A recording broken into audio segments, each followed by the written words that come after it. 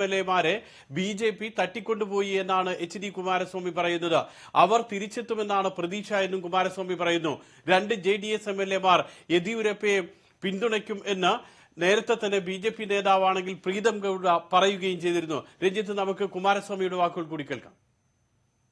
We know that 2 MLAs they have taken from Bangalore, but in that 1 MLA is in touch with us.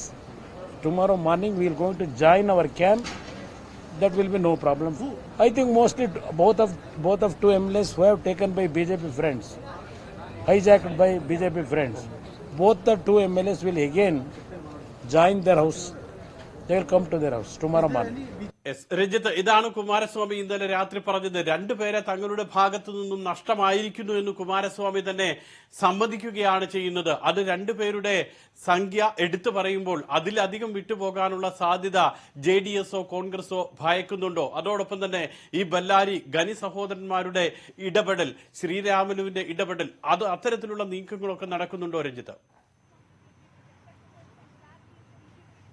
Suresh, ശ്രദ്ധേയമായ കാര്യം, ഈ ഹൈദരാബാദിലെ ഹോട്ടലുകളിൽ ഈ MLA-മാരെ ഇവരെത്തിച്ചിരുന്നുവെങ്കിലും എത്ര പേർ അവിടെ ഉണ്ട് എന്ന കൃത്യമായ ഒരു കണക്ക് നൽകാൻ ഇന്നലെയും മാധ്യമപ്രവർത്തകർ ചോദിച്ചപ്പോൾ കോൺഗ്രസ് ദൾ നേതൃത്വം തയ്യാറായിരുന്നില്ല. പ്രത്യേകിച്ചും അവർക്ക് തന്നെ ആ കാര്യത്തിൽ മാധ്യമപ്രവർത്തകരുടെ മുന്നിൽ 118 പേരുണ്ടെങ്കിൽ എന്തുകൊണ്ട് ഈ 118 പേരെ മാധ്യമപ്രവർത്തകർക്ക് മുന്നിൽ ഹാജരാക്കുന്നില്ല എന്ന സുപ്രധാന ചോദ്യത്തിന് ഉത്തരം നൽകാൻ അവർ തയ്യാറായിരുന്നില്ല. അത് തങ്ങളുടെ സാധ്യതകളെ ബാധിക്കുമെന്ന് മാത്രം പറഞ്ഞുകൊണ്ടാണ് അവർ പിന്മാറിയത്. ഇതുതന്നെയാണ് നിർണായകം. എത്ര പേർ റിസോർട്ടിലെ ഈ ഹൈദരാബാദിലേക്ക് പോയി, എത്ര പേർ ഇപ്പോൾ തിരിച്ചിവിടെ എത്തി, അതൊക്കെ വളരെ രഹസ്യമായ കാര്യങ്ങളാണ്.